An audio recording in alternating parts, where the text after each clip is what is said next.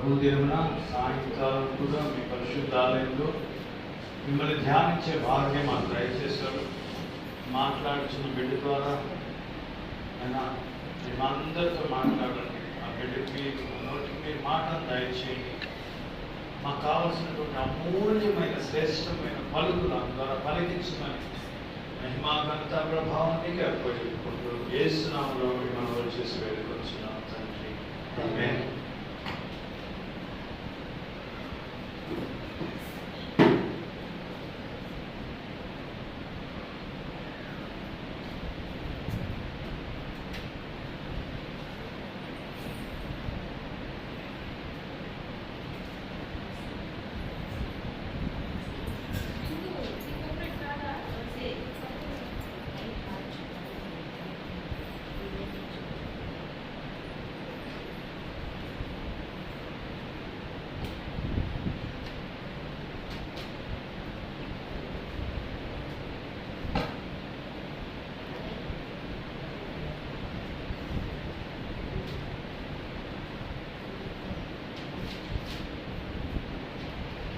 క్రీస్తు యేసునందున్న నా ప్రియ సహోదరులు అండ్ సహోదరీమణులకి నా వందనములు. ఈ గొప్ప అవకాశాన్ని నాకు ఇచ్చిన దేవుని బట్టి వేలాది స్తుతులు స్తోత్రములు, అలాగే పాస్టర్ గారి వందనములు. పోయిన వారం మనం శిష్యరికంలో నుండి మనం తోమా గారి గురించి ధ్యానించాము, అలాగే పౌలు గారి గురించి కొంచెం ధ్యానించాము. అంటే పౌలు గారు ఎలాంటి వాడని చూస్తే మనము, అతను సంఘాలను చెరిపేవాడు. సంఘాలు ఎక్కడ కూడుకొని ఉన్న వాళ్ళని చెరబట్టుకొని ఈడ్చుకొని పోయి చిన్న పెద్ద తేడా లేకుండా, ఆడవాళ్ళని పురుషులని తేడా లేకుండా అందరినీ చంపేస్తే మనస్తత్వం కలిగిన వాడు పౌలు గారు. అంటే ఒక మతంలో ఉన్నాడు పౌలు గారు. అలాంటి క్రమంలో పౌలు గారు అతను ప్రాణాధారం అనుకునేలాగా సంఘాలని చంపేసేవాడు. అతి ఘోరంగా హింసించి మరీ చంపేసేవాడు క్రైస్తవులని. అలాంటి పౌలు గారిని ఒకానొక దినం దేవుడు దర్శించాడు. ఇది మనం 9వ అధ్యాయం అపొస్తలుల కార్యం 9వ అధ్యాయంలో మనకు అందరికీ తెలిసిన విషయమే. ఆయన అక్కడున్నటువంటి ప్రధాన యాజకుల వద్దకు వెళ్ళి ఒక పత్రిక తీసుకుంటాడు. ఏమని, అంటే మన భాషలో చెప్పుకోవాలంటే ఒక అధికారాన్ని పొందుకుంటాడు. ఏమని, సంఘాలు, క్రైస్తవ సంఘాలు, యేసు నామమున కట్టబడే సంఘాలను ఎవరైనా ఎలాగైనా చంపేయచ్చు అనే ఒక అంటే అధికారాన్ని తీసుకుంటాడు అనమాట. ఈ పత్రికలు ఏమని అడిగాడు వాళ్ళని, ప్రధాన యాజకుల్ని, అరోమా సామ్రాజ్యంలో ఉన్నటువంటి వాళ్ళని అడిగి తీసుకొని మరీ చంపడానికి దమస్కు మార్గానికి వెళుతుంటాడు. వెళ్ళేటప్పుడు అక్కడ సౌలు గారికి ప్రత్యక్షమవుతాడు. ఎవరు? దేవుడు. అది ఎలా అంటే అపొస్తలుల కార్యం 9వ అధ్యాయము 9:3 అతను ప్రయాణం చేయొచ్చు దమస్కు దగ్గరకు వచ్చినప్పుడు అకస్మాత్తుగా ఆకాశం నుండి ఒక వెలుగు అతన్ని చుట్టూ ప్రకాశించిందంట. ఎవరి చుట్టూ అంటే ఆ గుర్రాల మీద పోతూ ఉన్నటువంటి ఆ పౌలు గారి చుట్టూ. అప్పుడు సౌలు అన్న, పౌలు కాదు సౌలు. అది సౌలు గారి చుట్టూ ప్రభు ఒక వెలుగు ఆయన చుట్టూ ఏమైంది, ప్రకాశమానంగా వెలిగిందంట. అప్పుడు అతడు నేల మీద పడిపోయాడంట. పడిన తర్వాత ప్రభు ఒక స్వరం వినపడుతుంది అతనికి. ఏమని? సౌలా సౌలా నీవేళ నన్ను హింసించుచున్నావు అని ఒక స్వరం వినపడేసరికి అతనికి అర్థం కాలేదు. అప్పుడు తనతో ఒక స్వరం పలుకుట ఆయన విన్నాడు. వినగానే వెంటనే ప్రభువా నీవెవడని అడుగుగా ఆయన, నేను నీవు హింసించుచున్న యేసుని. అంటే సంఘాన్ని హింసిస్తే ఎవరు హింసించినట్టు, అలాగే ప్రతి ఒక్క విశ్వాసిని కూడా ఎవరు బాధ పెట్టినా కూడా అది ప్రభుని హింసించినట్టే. నువ్వు హింసిస్తున్న యేసుని నేను లేచి పట్టణంలోనికి వెళ్ళుము, అక్కడ నీవు ఏమి చేయవలెనో అది నీకు తెలియబడిందని చెప్పాడంట. అతనితో ప్రయాణం చేసిన మనుష్యులు ఆ స్వరం విన్నారు గాని ఎవరిని చూడక మౌనులై నిలబడిపోయారంట, అతనితో కూడా ఉన్న వాళ్ళందరూ. అలాగే సౌలు నేల మీద నుండి లేచి కన్నులు తెరిచినవి ఏవి చూడలేకపోయిన గనుక వారు అతనిని చెయ్యి పట్టుకుని దమస్కులోనికి నడిపించారంట. అంటే పౌలు గారి యొక్క అప్పుడు దాకా ఆ యొక్క కన్నులు మూగిపడిపోయిండే పౌలు గారికి. ఏం కన్నులు? ఆత్మీయ నేత్రాలు. అప్పుడు దాకా మతము అనే ఒక ఇరుకు స్వభావంలో ఉన్నటువంటి పౌలు గారు దాని నుంచి విడిపించాడు ప్రభువు. ఈ ఇహలోక సంబంధమైన దేవత ఏం కలుగు చేస్తుంది? గురుతనం కలుగు చేస్తుంది. ఈ గురుతనం చేత మతము అని కొట్టుకుంటా సౌలు గారు అక్కడ ప్రభు యొక్క దర్శనంతో అతని కళ్ళు ఏమైపోయినాయంట? మూవి పడిపోయినాయంట. చాలా మంది చెప్తారు పౌలు గారికి కంటి జబ్బు ఉందని. మరి కంటి జబ్బు అంటే మన బైబిల్లో ఆధారాలు ఏమి లేవు కానీ అనుకుంటారట కంటి జబ్బు అని. అలా అతని కన్నులు మూయబడినప్పుడు అతనికి ఏవి చూడలేనప్పుడు 3 దినములు చూపు లేక అన్నపానములు ఏవి పుచ్చుకొనకుండా ఉండేడంట అతను. అంటే మతము అనే ఒక అలాంటి ఇది పెట్టుకొని ఉండే పౌలు గారికి ఆ కళ్ళకి పొరలుగా ఉండేనంట. అప్పుడు దాకా దేవుడి గుర్తు తెలియని పౌలు గారు, దేవుడు ఎవరని తెలియని పౌలు గారు ధర్మశాస్త్రాన్ని దేవుడు యెహోవాయే దేవుడు అనేది ధర్మశాస్త్రం అవకాశం పట్టాడు. అంటే మన భాషలో చెప్పుకోవాలంటే ఇప్పుడు పెద్ద పెద్ద చదువులు చదివినట్టు ఎంత విలువ ఉంటుందో ఆ రోజుల్లో పౌలు గారు అంత పెద్ద చదువులు చదివి ధర్మశాస్త్రాన్ని కూడా అవకాశం పట్టాడంటే ఎవరు చెప్తానంటే గమనీయుల పాదముల యొక్క అవకాశం పెట్టాడంట. అలాగా చాలా జ్ఞానం పొందుకున్నాడు. దేంట్లో? ధర్మశాస్త్రంలో. అంత జ్ఞానం. ధర్మశాస్త్రం అంతా క్రీస్తు వస్తున్నాడు చాలా దిగులు అదేమో తన ప్రకటన ద్వారా రాయించాడు. అది తెలుసుకోవాలి పౌలు గారు. తెలుసుకోకుండా ఈ మతము యేసు క్రీస్తు వచ్చి ఒక కొత్త మతాన్ని స్థాపిస్తున్నాడు అని అదొక ఇది పెట్టేస్తున్నారు అక్కడ ఇశ్రాయేలు దేశంలో. అలా పెట్టేసుకొని అంటే యేసుక్రీస్తు నామములో ఎవరు ప్రార్థన చేసినా గానీ వాళ్ళని చంపేస్తున్నది. అలాంటి క్షణంలో దేవుడు పౌలు గారిని పట్టుకుంటాడు. పట్టుకొని ఆయనకున్నటువంటి ఆ పొరల్ని, కళ్ళకు పట్టిన పొరల్ని, ఆ మతం అనే పొరల్ని విడిపిస్తాడు. ఆ పొరలు రాలిపోతాయి. తర్వాత అననీయ అని ఒక మనుషుడి దగ్గరికి పంపిస్తాడు. ఆ అననీయ దగ్గరికి పంపించినప్పుడు అప్పుడు అననీయ ఒక మాట అంటాడు. అతన్ని నమ్మడు. ప్రభు ఒక మాట అంటాడు ఆయన్ని. 9:15 వచనం. అందుకు ప్రభువు, నీవు వెళ్ళుము, అన్ని జనుల ఎదుటను రాజుల ఎదుటను ఇశ్రాయేలుల ఎదుటను నా నామము భరించుటకు. ఎవరంట భరించేది ఆయన నామాన్ని? పౌలు గారు. సౌలు. ఇంకా పౌలు గారా? సౌలు. ఎవరి నామాన్ని భరించుటకు? దేవుని నామాన్ని భరించుటకు. ఆయన కోసం కష్టాలైనా, బాధలైనా, శ్రమలైనా, ఇరుగునైనా భరించుటకు ఆయన కోసం ఒక గొప్ప సాధనమై ఉన్నాడు అని ఎవరు తెలియజేస్తాడనంటే అననీయ అనే మనుషుడికి, ఒక భక్తుని తెలియజేస్తాడు.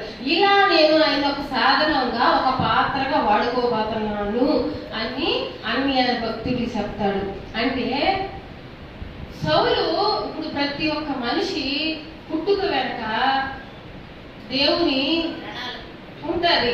అంటే అందరూ ఒకే విధంగా పుడతాం, కానీ కొంతమంది దాన్ని గుర్తిస్తారు, కొంతమంది గుర్తించరు.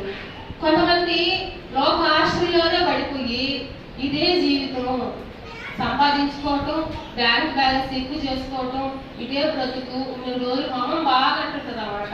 ఉన్న రోజులు డబ్బు కావాలి, చచ్చిపోతే తగ్గుడో బుక్కుడో అంటదన్నమాట. అంటే ప్రతి మనిషికి తెలియంది ఏంటంటే చావు తర్వాత జీవితం ఉందని మన క్రైస్తవ జీవితం, మన బైబిల్ బోధించే బోధ. కానీ చాలా మందికి మందికి తెలియని విషయం ఏంటంటే చావు తర్వాత ఇంకో జీవితం ఉంది అని చాలా మందికి అర్థం కాదు.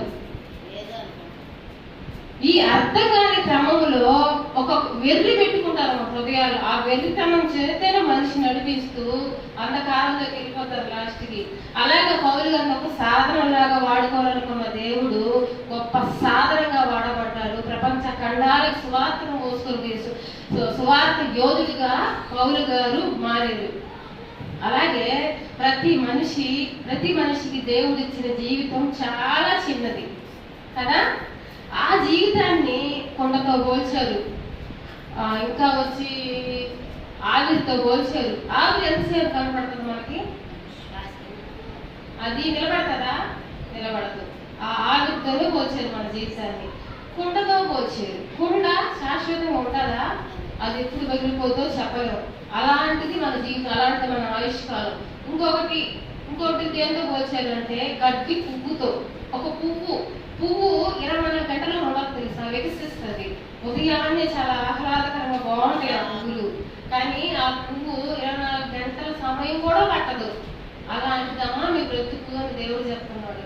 కానీ ఈ చిన్నదైన బ్రతుకులో దేవుడు ఒక మనిషికి ఇచ్చిన చిన్నదైన జీవితంలో, ఆ చిన్నదైన జీవితంలో దేవుడి ప్రణాళిక మాత్రం అద్భుతం. ప్రతి ఒక్క మనిషి జీవితంలో ఆ ప్రణాళికే పౌలు గారి జీవితంలో అద్భుతాన్ని చేసింది.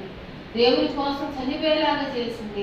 దేవుడి సువార్త స్థాపించి ఒక పరిపూర్ణమైన మనుషుడిగా మారి ఆయన పరలోకమందు చేర్చబడ్డాడు పౌలు గారు.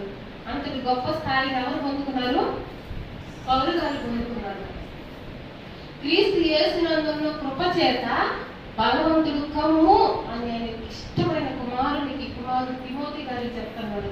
ఆ కృపను మనకి, ఆ కృప చేత ప్రతి మనుషుడు ఏమవ్వాలి? బలాన్ని పొందుకోవాలి. దేవుడు అంత బలాన్ని మనకు యేసుక్రీస్తు ప్రభు తన కృప చేత మనకి ఇచ్చాడు అని తన కుమారుడికి తన పత్రికలో పొందుపరుస్తూ రాశాడనమాట పౌలు గారు. అతను సేవా పరిచర్యలో 2 సార్లు ఖైదీ చేయబడ్డాడు. ఎన్నో దెబ్బలు తిన్నాడు, ఎన్నో హింసలు బాధలు భరించాడు. ఎవరు? పౌలు గారు ఆయన ఒక సాధనంగా ఆయనకు వాడబడాలని, నాకు ఒక సాధనంగా నేను నిలవబెట్టుకుంటానని చెప్పి అననీయ భక్తుడికి చెప్పాడు. అతనంటే ఎన్ని బాధలు పడ్డాడంటే మన కొరింథీయులకు రాసిన పత్రికలు చూసాం మనం. ఎన్నెన్ని హింసలు పడ్డారు క్రీస్తు కొరకు.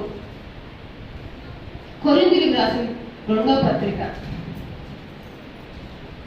శ్రమలు, ఆయన పడిన శ్రమలు, ఈ సువార్త ప్రపంచ ఖండాలకు మోసుకుపోయేటప్పుడు ఆయన ఎన్ని శ్రమలు పడ్డాడు అంటే, ఆయన యూదుల చేత 5 మార్లు ఒక్కడి తక్కువ 4 దెబ్బలు తిన్నారు. 5 సార్లు అంటే 5:39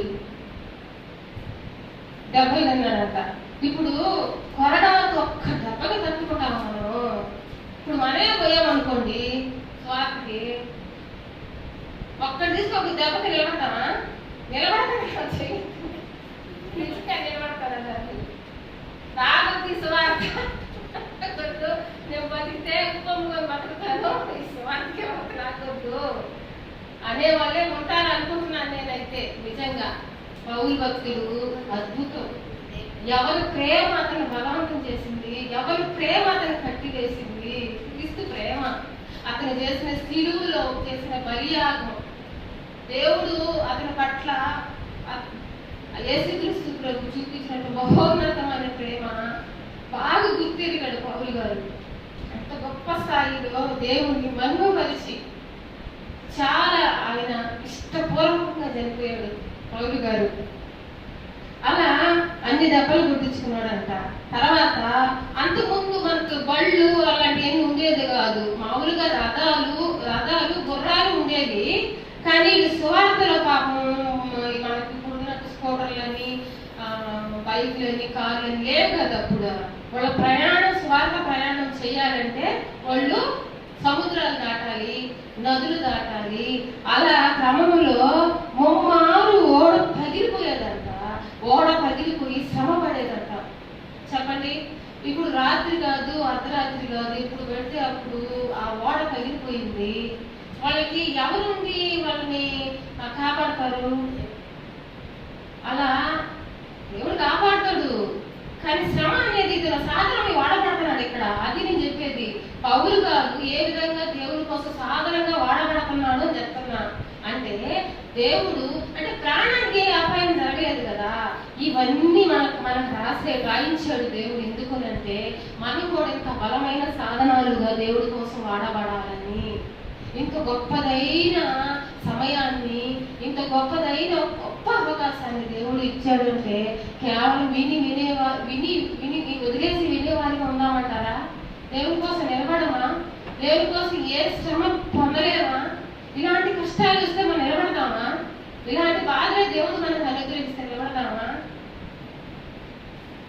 అంటే కొంతమంది ఏమంటారంటే మన దివ్య కొండతో మాట్లాడతారు. అంటే ఇప్పుడు మన దేవుళ్ళలో ఉన్నాం కదా, ఈ శ్రమలని ఎందుకు బేబీ మనకి అని అంటారు. ఆ మాట నాకు ఎలా అనిపిస్తుంది అంటే, ఏ పరీక్ష లేకుండా కలెక్టర్ చేసి ఇచ్చు కదా, ఏ పరీక్ష లేకుండా అందరిని డాక్టర్ చేసి ఇచ్చు కదా, ఏ పరీక్ష లేకుండా అందరూ లాయర్ చేసి ఇచ్చు కదా, ఏ పరీక్ష లేకుండా ప్రతి ఒక్క జాబ్ ఇచ్చేయచ్చు కదా అన్నట్టుగా ఉంటుంది అన్నమాట. అవునంటారా కాదంటారా? ఇప్పుడు అంతకు మీరు కంపెనీలో పనికెళ్తారు కదా, తక్కువ వయసు ఉన్న వాళ్ళు పెట్టుకుంటారా పనులు? పెట్టుకుంటారా? వయసు ఎక్కువ అయిపోయిన వాళ్ళ పెట్టుకోరు. దానికంటే ఒక అర్హత అనేది ఉండాలి. ప్రతి దానికి కూడా మనకి అర్హత అనేది ఉండాలి. శ్రమ అనేది లేకపోతే నీ జీవితంలో ఒక గొప్ప సాధనంగా నువ్వు వాడబడవు. ఒక శిల్పంగా మారాలంటే అనేక దెబ్బలు తినాలి. ఆ శిల ఆ ఉలి చేత కొట్టే దెబ్బలకి తట్టుకుంటేనే అందమైన శిల్పంగా మారద్ది. లేదంటే ఆ శిలకి విలువ ఉందంటారా? విలువ లేదు. ఆ శిలకి విలువ లేదు. ఒక విలువ కలిగిన వ్యక్తిగా, ఒక సువర్ణంగా నువ్వు మారాలంటే నీ జీవితం ఏం అవసరం? నీకు శ్రమ అవసరం. అలా పౌలు గారు 3 సార్లు ఓడ పగిలి శ్రమ పడ్డాడంట. రాత్రి పగళ్ళు సముద్రంలో గడిపాడంట. సముద్రంలో అలా తేలాడుతూ ఈత కొట్టుకుంటూ ఉండాలంటే అది ఎంత కష్టమో చెప్పండి. చలిలో ఎట్లుంటుందో చెప్పండి. అసలు శరీరం పనికొస్తుందా? శరీరం ఎంత ఇబ్బంది పడి ఉంటుంది. అప్పుడైనా ఏంటి ప్రభు నేను నమ్ముకున్నాను కదా, నాకెందుకు ఈ శ్రమ, నాకెందుకు ఇలాంటి పరీక్షలు అని అన్నాడా? ఉండావా నువ్వు అసలు చూస్తున్నావా అని అన్నాడా? అనలా. అది విశ్వాసి అన్నప్పుడు స్టేబుల్ గా నిలబడాలి. విశ్వాసి మాటికి పడిపోయి విశ్వాసాలు అనరు. కొద్దిగా సార్ చెప్పినట్టు కంటికి కనపడేది నమ్మితే విశ్వాసం కాదు. కంటికి కనపడని దాన్ని పొద్దులొస్తూ మనము మన కళ్ళ ముందరే తిరుగుతూ, మన కళ్ళ ముందరే చూసుకుని అన్ని తిరుగుతూ ఏంటోనండి నా కళ్ళ ముందే ఉంది, నాకేమో ఎప్పుడు వస్తుందో తెలియట్లేదు అంటే చండాలంగా ఉండదు. అలా ఉండదంట. కంటికి కనపడిన దాన్ని నమ్మడమే విశ్వాసం. పౌలు గారు రాబోయే జీవితం, ఉన్నతమైన జీవితం మీద శ్రద్ధ కలిపి నిలిపాడు కాబట్టి అంత శ్రమ పడ్డానికి, దేవుని కోసం ఇష్టమైన సాధనముగా వాడబడ్డానికి ఇష్టపడ్డాడు. కాబట్టి ఇన్ని శ్రమలు పొందుకోవడానికి ఇష్టపడ్డాడు. ఇంకొకసారి చూస్తే హెబ్రీయులకు రాసిన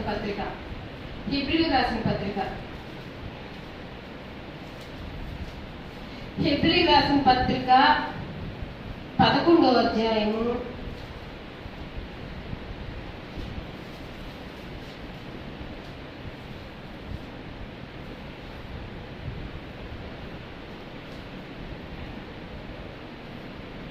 36వ వచనం.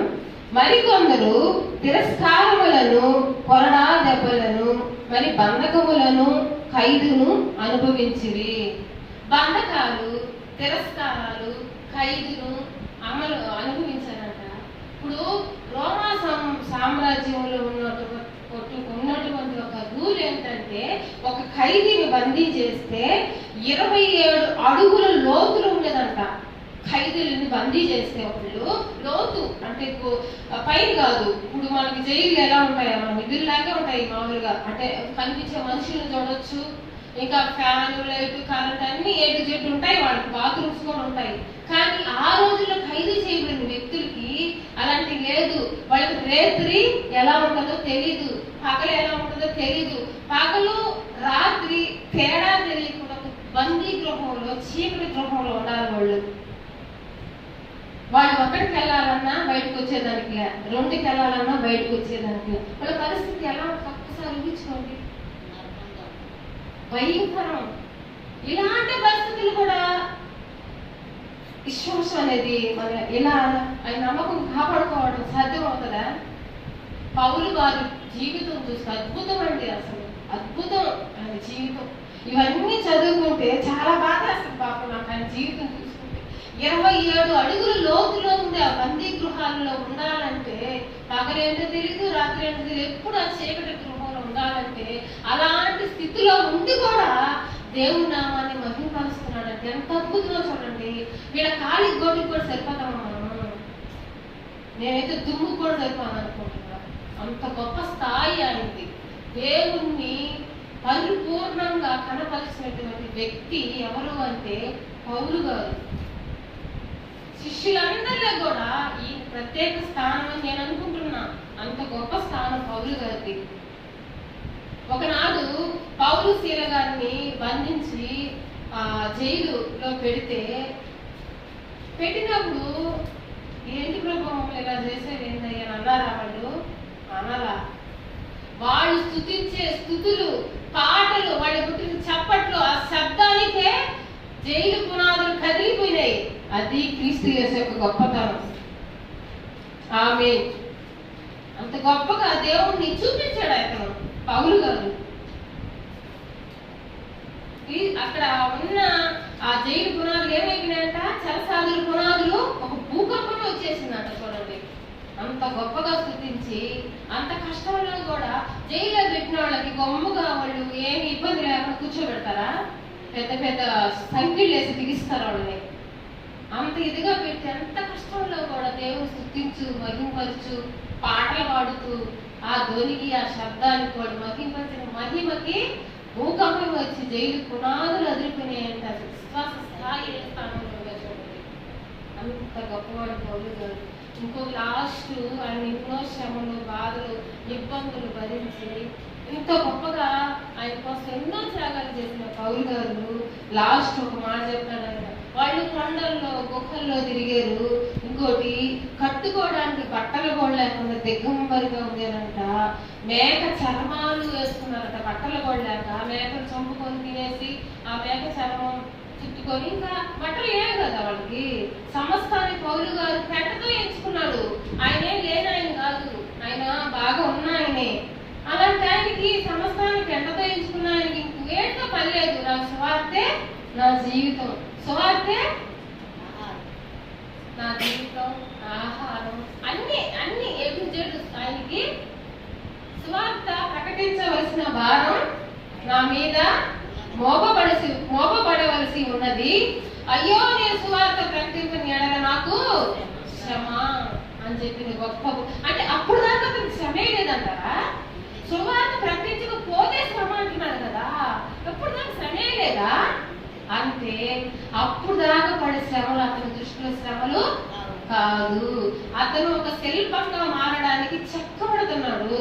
ఒక దేవుని కోసం ఒక ఆయుధంగా వాడబడతా ఉన్నాడు. ఒక సాధనంగా వాడబడుతున్న వ్యక్తికి అది శ్రమ అనిపించలా. అది ఫెయిత్ అంటే, అది విశ్వాసం అంటే. ఒక విశ్వాసి బలంగా నిలబడుతూ స్టేబుల్ గా నిలబడటం అంటే అది. అతనికి అది శ్రమ అనిపించలా. ఎవరికి? పౌలు గారికి. అంత గొప్పగా బ్రతికి ప్రపంచ ఖండాలకు స్వార్థం మోసుకుపోయినటువంటి వ్యక్తి పౌలు గారు. లాస్ట్ ఆయన చనిపోయే విషయం కూడా ఆయనకు తెలుసు. ఆయన లాస్ట్ తన ఇష్టపడిన కుమారుడికి మాట చెప్తూ ఆయన జీవితాన్ని అక్కడితో ముగిచేస్తున్నాడు. చూద్దాం అన్నమాట. తిమోతి రాసిన పత్రిక, దానికి ముందు ఇంకో వచనం చూద్దాం. తిమోతి రాసిన పత్రిక, మొదటి పత్రిక 1వ అధ్యాయం 12వ వచనం.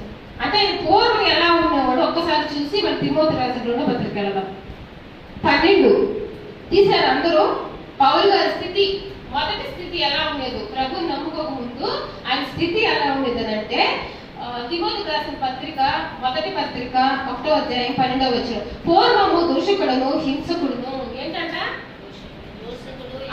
తిట్టేవాడంట, హింసించేవాడంట. తన స్వభావాన్ని ఒప్పుకుంటున్నాడు. చూడండి, ఇప్పుడు ఎంతమంది అండి దేవుడి దగ్గరికి వచ్చి నేను అలాంటి దాని ప్రభా, నేను ఇలాంటి వాడి ప్రభా, నన్ను సరిచేయ ప్రభా, ఎంతమంది ఒప్పుకుంటారు? ఎంతమంది ఇలాంటి స్వభావం కలిగి ఉన్నారు? మనం పరీక్షించుకోవాలి. పరిశుద్ధమైన దేవుని ఎదుట ప్రతి ఒక్క రహస్య పాపాన్ని మనం ఒప్పుకోవాలి. ఒప్పుకున్నాక మనం కనికరించబడతాం కదా. ఆ కనికరాన్ని ఎవరు పొందుకున్నారు? పౌలు గారు పొందుకున్నాడు. గొప్ప సాధనంగా వాడబడ్డాడు. ఏమంటాడు? పూర్వము దూషకుడును, హింసకుడును, తర్వాత హానికరుడంట. ఎంత మందికి హాని చేశాడనంట. ఎవరు? పౌలు గారు. తన్ను తన పరిచర్యకు నియమించి నమ్మకమైన వారిగా ఎంచినందుకు నన్ను బలచిన మా ప్రభువైన క్రీస్తు యేసుకు నేను కృతజ్ఞుడై ఉన్నాను. ఎంత కృతజ్ఞత అండి పౌలు గారికి. దేవుడు ఊపిరినిచ్చాడు, మనకి సమస్తాన్ని నిర్మించాడు ఈ భూమి మీద. నువ్వు భూమి మీద రాకపోతే నీకు ఏం అవసరం అన్ని భూమి మీద పెట్టాడు. ఏ రోజైనా తినే ఆహారం ఒక ముద్దలు ఉంటే కృతజ్ఞతలు చెప్పుకుంటామా దేవుడికి? మనం ఎప్పుడైనా ఇలాంటి ఆలోచన వచ్చింటుందా మనకి? ఇంత గొప్పగా ఏమంటున్నాడు చూడండి. ఆయన పరిచర్యకు నియమించుకున్నాడంట. ఈరోజు దేవుని పనికి ఎంతమంది ముందుకు వస్తారు చెప్పండి? ఎంతమంది ముందుకు వచ్చి నేనున్నాను, నేను చేస్తాను, ఇది నా సొంత పని ఎవరు అనుకుంటారు? అనుకునే వాళ్ళు ఉన్నారా? ఇలాంటి వాళ్ళు చాలా తక్కువ. కానీ పౌలు గారు చాలా గొప్పగా ఎంచుకుంటున్నాడు. ఏమనుకుంటున్నాడు? తన పరిచర్యకు నన్ను నియమించి నమ్మకాన్ని వాణిగా ఇచ్చాడు. నా మీద నమ్మకాన్ని ఉంచాడు నా తండ్రి. నా మీద భరోసాన్ని ఇచ్చాడు. నా మీద ఒక భారాన్ని పెట్టాడు. ఆ భారాన్ని ఉంచి నువ్వు నమ్మకస్తుడివి, నన్ను నమ్మాడు, పరిచర్యకి నన్ను నియమించుకున్నాడు అని ఏం చెప్తాడంట? కృతజ్ఞతలు చెప్తాడంట. ఎవరికి? దేవుడికి. అలా బ్రతికినటువంటి పౌలు గారు చనిపోయే విషయం కూడా ఆయనకి తెలుసు. ఆయన ఎవరిని బట్టి చంపేస్తున్నాడంటే క్రీస్తుని బట్టి ఆయన చంపేస్తున్నాడని తెలుసు. ఆ మాట తను ఎంతో ఇష్టపడిన కుమారుడికి, తిమోతి అనే కుమారుడికి చెప్తున్నాడు. తిమోతికి రాసిన 2వ పత్రిక చూడండి. చాలా గొప్ప మాట. ఆ మాటలు ముగిస్తాను. చాలా గొప్ప మాట ఈ మాట. తనకి తెలుసు. 4వ అధ్యాయము 7వ వచనం చెప్తాను చూడండి. అందరూ చూడండి. 196వ పేజీ ఊహించుకున్నాం. 196వ పేజీ తీసారా? మంచి పోరాటము పోరాడి తిని. ఏమండి ఈ మాట అంటే ఎంత గట్సుగా చెప్పండి. ఈ మాట అనడానికి ఎంత ధైర్యం కావాలి. నేను మంచి పోరాటం పోరాడాను అని చెప్పి చెప్తున్నాడు. ఎవరు చెప్తున్నాడు? తన కుమారుడైన తిమోతి గారికి చెప్తున్నాడు. కుమారుడైన ఎందుకంటాడంటే క్రీస్తు సువార్త ద్వారా కుమారుణ్ణి సువార్త ద్వారా కన్నాడు. ఎవరు? పౌలు గారు. ఆత్మీయంగా తన ఎదుగుదలకి కారకుడయ్యాడు. ఎవరు? పౌలు గారు తిమోతికి. ఆ తిమోతికి చెప్తున్నాడు. అతను చావు తెలుసు. పౌలు దేవుడు తనకి చూపించేశాడు. ఏమంటున్నాడు? మంచి పోరాటం ఎవరి కోసం పోరాడాడటండి చెప్పండి. ఇల్లు కట్టుకోవడంలో మంచి పోరాటం పోరాడా? లేదంటే డబ్బు సంపాదించుకోవడంలో మంచి పోరాటం పోరాడా? కానీ తిండి విషయంలో మంచి పోరాటం పోరాడని అంటున్నారా? దేనికోసం? ఎవరి కోసం పోరాడాడంట? సువార్త కోసం. సువార్త ఆయనకి పెట్టిన భారం పని నిమిత్తం పోరాటం. ఈరోజు మనము దేవుడి పని అంటే భారంగా ఫీల్ అవుతున్నామా? కష్టంగా ఫీల్ అవుతున్నామా? దేవుడు అందరినీ ఒకే ఉద్దేశంతో ఒకే చిత్తంతో సృష్టించాడు. కొంతమంది గుర్తిస్తున్నారు, కొంతమంది గుర్తించినారు. గుర్తించిన వాడు ధన్యులు. ఇలాంటి వాళ్ళందరూ పరలోక రాజ్యంలో సింహాసనంలో పాలు భావిస్తున్నారు గాక ఆమె. ఎందుకంటే దేవుడు ఆయన గొప్పతనాన్ని గురించి ప్రతి ఒక్క మనిషి తెలుసుకోలేని స్థితిలో పడిపోతున్నారు. ఈరోజు ఆస్తులు అంటారు, అదంటారు, ఇదంటారు, వీటిలో పోరాడమే వాళ్ళ నిమగ్నమైపోతున్నారు. కానీ మంచి పోరాటం ఏదో, మంచి జీవితం ఏదో, ఒక మనిషి ఎలా బతకాలో, ఒక మనిషి ఎలాగ జీవించాలో, ఒక మనిషి పరిపూర్ణమైన మానవుడికి ఏ విధంగా జీవిస్తే ఎలా ఉంటారో అని తెలుసుకోలేని స్థితిలో మనిషి ఎందుకు పతనాల స్థితికి వెళ్ళిపోతున్నాడు? ఎందుకు అంత దారిద్రతలో మనిషి దిగజారిపోతున్నారు? పోరాడాడంట. మంచి పోరాటం అంట. గాంధీ షాప్ పోరాటమా? కలుగు కాడ పోరాటమా? ఏ పోరాటం? పోరాడుతున్నాం మనం కదా. ఏ పోరాటం పోరాడలే ఒక విశ్వాసి.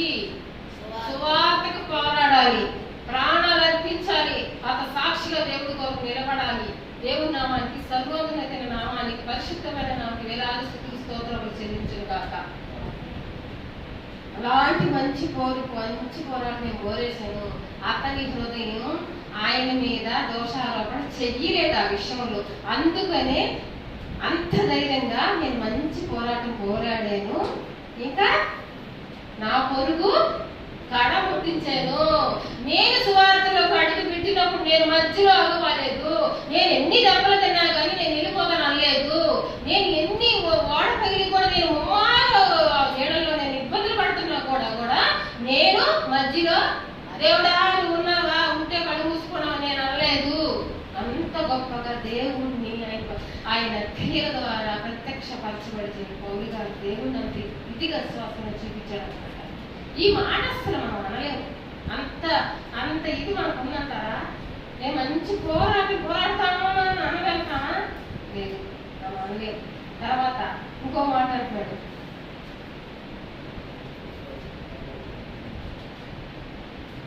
నా పరుగు కడముక్కించారు. అంటే ఇదేం పరుగు పందెమా? అంటే ఈ మధ్య పిటి ఉషా ఇలాంటి పరుగు పందాలు పరిగిస్తూ వాళ్ళకి కొన్ని పథకాలు ఇస్తారు చూసారా? ఆ పందెమా? ఆ పరుగా? నువ్వు చెప్పు, ఏ పరుగు ఇది? మధ్యలో ఊరికి అడిగేది ఎలాంటి పరుగు అది? ఇది స్టేబుల్ గా నిలబడాలి, దేవుని కోసం స్టాండర్డ్ గా నిలబడాలి. ఊరికే నామకార్థంగా ఉండే భక్తి కాదు, నామకార్థంగా చేసే భక్తి కాదు క్రైస్తవం అంటే. దేవుని కోసం ప్రాయం వదిలేసుకోవాలి, అది భక్తి. ఎందుకో తెలుసా? ఈ జీవితం మనకి శాశ్వతం కాదు. రాబోయేది మహా ఉన్నత పట్టణానికి మనం ఒకనందు చేరుకుంటాము. అది మనకు నిజమైన నిలయం, అది మన నిజమైన ఊరు. మన ఊరైతే కదా. తర్వాత నా పరుగు కడముట్టించి విశ్వాసాన్ని కాపాడుకుంటుని. హల్లెలూయా. విశ్వాసాన్ని ఏం చేశాడంట? కాపాడుకుంటాడంట. ఎంతమంది మన భూమి మీద నుంచి మనం విడిచిపెట్టి మనం మన శరీరాన్ని విడిచిపెట్టి మనం వెళ్ళిపోయేలోగా మన విశ్వాసాన్ని ఎంతమంది కాపాడుకున్నారు? అలా కాపాడుకున్న వ్యక్తి ఒక్క ఎగ్జాంపుల్ లాజరు. ఈ లాజరు చనిపోయేదాకా విశ్వాసాన్ని ఏం చేశాడు? కాపాడుకున్నాడు. కాపాడుకొని దేవదూతల చేత అబ్రహాము రొమ్మున ఆనుకునే స్థాయికి లాజరు చేరుకోగలిగాడు. ఈ విశ్వాసాన్ని మనం కూడా కాపాడుకోవాలి. కాపాడుకుందామా?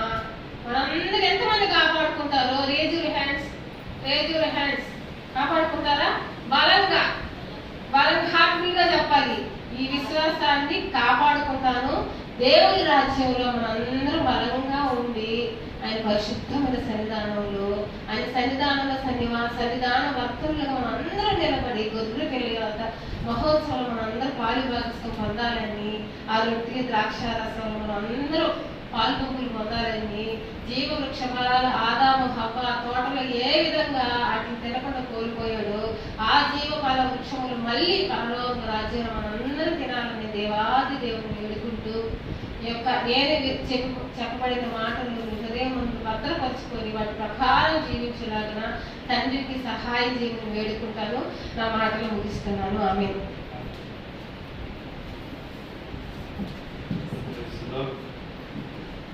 మంచి వాక్యం ద్వారా పరిశుద్ధాత్మ దేవుడు నాతో మాట్లాడారు. ఎంతో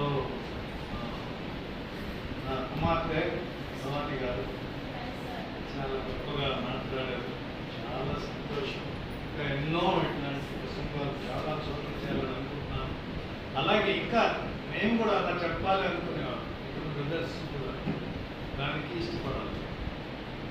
ఇష్టపడి అందరూ ప్రభు సేవలో అందరం కానీ కలిసి సేవ చేస్తే ఆయన రాజ్యానికి మనం వారసులుగా ఉంటే ఇంకా ఎంతోమందిని నడిపించు. ప్రార్థన చేసుకుంటాం. పరిశుద్ధుల మీ పాదాలు వందనాలు. శ్రేష్టమైన వాక్యం ద్వారా పరిగించారు, మాట్లాడారు. కానైనా బిడ్డని ఇంకా ఎన్నో వాడుకోమని వేడుకుంటున్నాం. విన్న వాక్యాన్ని మా హృదయాల్లో దాచుకుంటున్నాం. అల్లాగా ఫలించడానికి దయచేసి ప్రతి బిడ్డను ఆశ్రయించమని యేసునామములో అడుగుతున్నాం. పరలోకమందున్న మా తండ్రి, నీ నామమున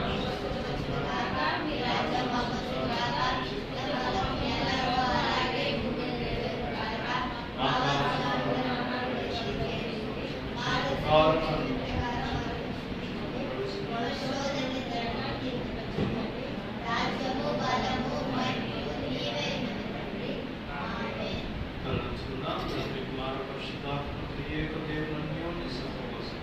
అందరికీ సదాకాలం తోడే నడిపించిన కాక.